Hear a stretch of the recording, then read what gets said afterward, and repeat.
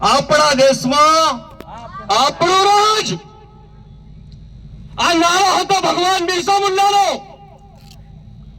જેને 24 વર્ષની ઉંમરમાં દેશ માટે શહીદી વહોરી, દેશ માટે જેને બલિદાન આપ્યું. આપણે સૌ એના આભારી છીએ. આપણી 73 એની જમીનોનું સંરક્ષણ આ ભગવાન બિરસા મુંડા 24 વર્ષની ઉંમરમાં જેને શહીદી વહોરી એના લીધે છે. એના ઉલગુલાનનો નારો આપ્યો અને 1908માં એમના મૃત્યુ પછી આદિવાસીઓની જમીનો ફક્ત આદિવાસીઓ જ ખરીદી શકે એવો કાયદો અંગ્રેજ અધિકારીઓએ આપણને આપ્યો અને આદિવાસીઓની જમીનો, જંગલો સંરક્ષિત કર્યા. 5મી 6ઠી અનુસૂચિ હોય, રૂઢિગત ગ્રામ સભા હોય,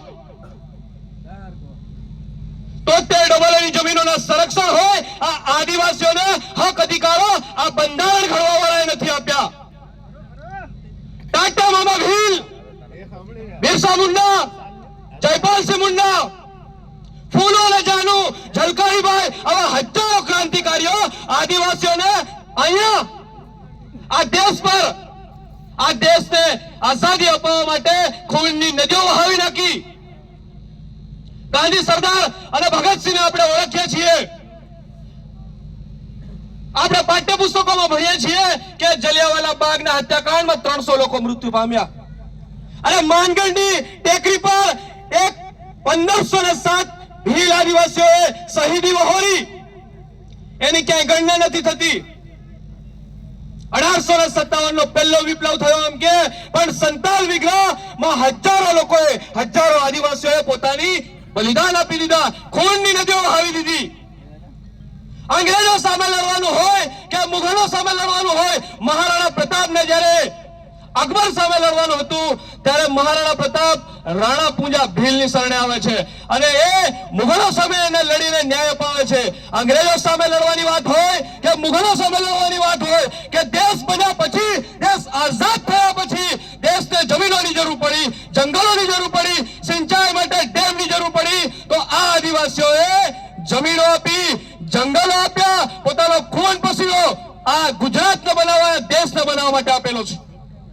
આજે ગુજરાતનો કોઈ ઓફિસ હોય, કોઈ બિલ્ડિંગ હોય, કોઈ રોડ હોય, કોઈ નદી નાળા હોય, એ અમારા આદિવાસીઓના ખૂન પસીનાથી બનાવેલી છે. એ આપણે બોલવું પડશે અને આપણે કહેવું પડશે અને આપણે જાણવું પડશે. છેલ્લા 10,000 વર્ષથી આ દેશ પર અલગ અલગ પ્રજાતિઓ આવી રહી છે, છેલ્લા 10,000 વર્ષથી. એટલા માટે આ ભારત દેશમાં અલગ અલગ પ્રકારની ભાષા, બોલી, પરંપરાઓ અને અલગ અલગ પ્રકારની ખીચડી થયેલી વસ્તી વધી ગયેલી છે. સુપ્રીમ કોર્ટ આખા દેશની સૌથી મોટી કોર્ટ એમ કે આ દેશના મૂળ માલિકો આદિવાસીઓ છે. 5 જાન્યુઆરી 2011 નો સુપ્રીમ કોર્ટનો ચુકાદો બ્રાહ્મણ જજ એમ કહેતા હોય કે આ દેશના ધૂળ મૂળના ધણી આદિવાસીઓ છે અને બાકીના જેટલા પણ છે એ બધા બહારથી આવેલા લોકો છે. દેશના મૂળ માલિક આદિવાસી હોવા છતાં પણ આજે આદિવાસીઓની કેવી પરિસ્થિતિ છે. મૂળ માલિક હોવા છતાં દેશના માલિકો આજે મજૂર થઈ ગયેલા છે. જમીનોનું સતત હડપવાનું કાવતરું ચાલી રહ્યું છે. દિલ્હીથી મુંબઈનો ઇકોનોમિકલ કોરિડોર કાઢવામાં આવ્યો. આપણી ધરતી પર પાણીની મોલ પર જમીનો લઈ લીધી. અમદાવાદથી બોમ્બેમાં બુલેટ ટ્રેન કાઢી કરોડો રૂપિયાનો મુઆવજો આપ્યો બીજા લોકોને. સ્ટેચ્યુ ઓફ યુનિટી હોય, કેવડિયા કોલોની હોય, કે સાપુતારા વસાવવાની વાત હોય, કે એરપોર્ટની વાત હોય, રોડ બનાવવા હોય, કે ફોરેસ્ટની જમીનો જોઈતી હોય, તો આદિવાસીઓની જમીનો હડપવાની. આજે પણ જ્યાં સરદાર ડેમ બન્યો છે ત્યાં લોકો મુઆવજો માંગે છે, એ લોકોને જમીન નથી. એ લોકોના ઘર નથી બન્યા, રોડ રસ્તા, વીજળી, શિક્ષણ, પાણી જેવી પાયાની સુવિધાઓ નથી મળી. આજે નસવાડીમાં અને કવાંટમાં નજીકમાં 28 ગામડા ખાલી કર્યા છે આદિવાસીઓના. અત્યારે પરિપત્ર થયો કે ભાઈ આ ગામડા, આ જળ જંગલ જમીન આ બધું છોડીને જતું રહેવાનું જ્યાં કહેવામાં આવશે ત્યાં. 28 ગામડા આજે વલખા મારી રહ્યા છે. એ આદિવાસીઓ એમ કે છે કે 28 ગામના લોકો ક્યાં જશે? કોઈ બોલવા વાળો નથી. એ વિધાનસભાની વાત હોય કે લોકસભાની વાત હોય, કોઈ બોલવા વાળો નથી. એટલા માટે બોલવું પડે છે. નોકરી હોય, અભ્યાસ હોય, એ ખતરામાં પણ બોલવું પડે છે, કારણ કે દુખે છે. અહીંયા ગુજરાતના કોઈ પણ ખૂણે જાઓ, આપણો માણસ મજૂરી કરી રહ્યો, ખેતી કરી રહ્યો, કડિયા કામ કરી રહ્યો, કારખાના કંપનીઓમાં કામ કરે. એની પરિસ્થિતિ કેવી છે? ટાળ હોય, વરસાદ હોય, ઠંડી હોય, આપણો માણસ મજૂરી કરો. દેશ તો મૂળ માલિક. એને કે એક્સિડન્ટ થાય છે, અકસ્માત થાય છે, એ મજૂર માટે કોઈ બોલવા તૈયાર નથી, એના માટે કોઈ લડવા તૈયાર નથી. એને ન્યાય અપાવી શકે એવા સરપંચોની જરૂર છે. એ આદિવાસીઓને શિક્ષણ અપાવી શકે એવા તાલુકા સભ્યોની જરૂર છે. અહીંયા સ્થાનિક સિંચાઈની, રોજગારીની વ્યવસ્થા કરી આપે એવા જિલ્લા સભ્યોની જરૂર છે.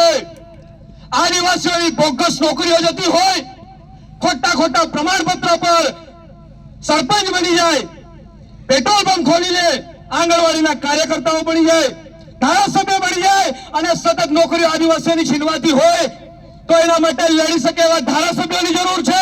એટલા માટે બોલવું પડે છે. હજારો આદિવાસીઓની નોકરીઓ બોગસ લોકો લઈ જઈ રહ્યા. 73 જમીનોનું સંરક્ષણ બિરસા મુંડા જેવાએ ક્રાંતિકારીઓએ અપાયું, એનું પણ હનન થઈ રહ્યું છે. લોકો વિસ્થાપિત થઈ રહ્યા છે. જળ જંગલ જમીન છીનવવામાં આવી રહી છે. હમણાં અમારા ભાઈઓએ વાત કરી કે 40% અને 60% ક્રાઇટેરિયાના માધ્યમથી નોકરીઓ ખતમ કરવામાં આવી રહી છે. આપણા પ્રતિનિધિત્વનો શું મહત્વ રહે છે? ત્યારે આપણને વિશેષ અધિકાર આપેલા છે. વિશેષ અધિકાર કોને આપેલા હોય? જે માલિક હોય, જે વિશેષ હોય, એને 5મી 6મી અનુસૂચિ આપેલી હોય, રૂઢિગત ગ્રામસભા આપેલી હોય, પૈસા એક્ટ આપેલું હોય, તોતેર જમીનોના સંરક્ષણ આપેલા હોય, નોકરીઓમાં અનામત આપેલું હોય. ઈવન આ ગુજરાતની 182 સીટોમાંથી 27 સીટો આદિવાસીઓ માટે, ધારાસભ્યો માટે રિઝર્વ કરેલી હોય. આ બધું આદિવાસીઓને આપેલું છે, પરંતુ એનો કોઈ મતલબ નથી થતો. આપણે નિર્ણય લેવાનો છે. આપણે આ વ્યવસ્થાઓ માટે, આ શોષણ માટે, આ અન્યાય માટે આપણે ખુદ જવાબદાર છીએ. આપણે પોટલીમાં વેચાઈ જઈએ છીએ, આપણે 100 રૂપિયામાં વેચાઈ જઈએ છીએ. એક દિવસના 100 રૂપિયા લીધા કે ચવાણું લીધું કે સાડી લીધી, એ તમારા બાળકોનું શોષણ કરશે આવનાર 5 વર્ષ સુધી. એના પૈસા લઈ લો, પણ એને વોટ નહીં આપો. કારણ કે જે તમને પૈસા આપશે, દારૂ પીવડાવશે, એ તમારા બાળકોનું શોષણ કરશે આવનાર 5 વર્ષ સુધી. એનું લઈ લો, એનું ખાઈ જાઓ, પણ એને વોટ આલવાનો નહીં. આપણે નિર્ણય લેવાનો છે. આપણે આપણી વ્યવસ્થા ઉભી કરવાની છે, જેના અંદર બધા સમાન હોય. અહીંયા બાળકો પણ બેઠેલા છે, વડીલો પણ બેઠેલા છે, માતા બહેનો બેઠેલી છે, અને ધારાસભ્યો પણ બેઠેલા છે. અને એક દિવસ એવો લાવીશું કે સાંસદ પણ બેઠેલા હશે. કોઈ ખુરશી નહીં. આપણા બાપ દાદાઓ જાજમ પર બેસતા હતા, એ જાજમ પર બેસીને નિર્ણય લેવાની વ્યવસ્થા આપણે લાવવી પડશે. તે દિવસે જળ જંગલ જમીન, હક અધિકારો અને આપણી સંરક્ષણની વાત આપણે મજબૂતાઈથી કરી શકીશું. એ જવાબદારી આપણી સર્વેની છે. વધારે સમય નથી લેવો. ઘણા જ બધા વિષયો છે, ઘણી જ બધી વાતો કરવાની થાય છે, અને આપણા મહેમાનો જેમને આપણે સાંભળવાના છે, આટલે દૂરથી આવ્યા છે, એમને આપણે શાંતિથી સાંભળીએ. બધા પંડાલમાં આવી અને બેસી અને સાંભળીએ. ઘણી જ બધી મહત્વની અને આપણી ઉપયોગી વાતો એમના જોડેથી સાંભળવાની છે. દોસ્તો, અપવાદીશું અપવારાજ એટલે કે આપણે નક્કી કરીશું આપણા સરપંચ, તાલુકા સભ્ય, જિલ્લા સભ્ય, ધારાસભ્ય, સાંસદ કેવા હોવા જોઈએ. એવી વ્યવસ્થા, એવી જાજો વ્યવસ્થા આપણે ઊભી કરવાની છે. એ વ્યવસ્થા માટે આવનાર સમયમાં તમે તૈયાર રહેજો. વધારે વાત નથી કરું કે આસમાન में थूक आसमान में थूकने वाले को शायद ये पता नहीं कि पलट कर थूक उनके मुंह पे गिरेगा। करारा जवाब मिलेगा, करारा जवाब मिलेगा। जय जोहार, जय आदिवासी, जय भील प्रदेश, बद्दार हमारा क्रांतिकारी जोहार।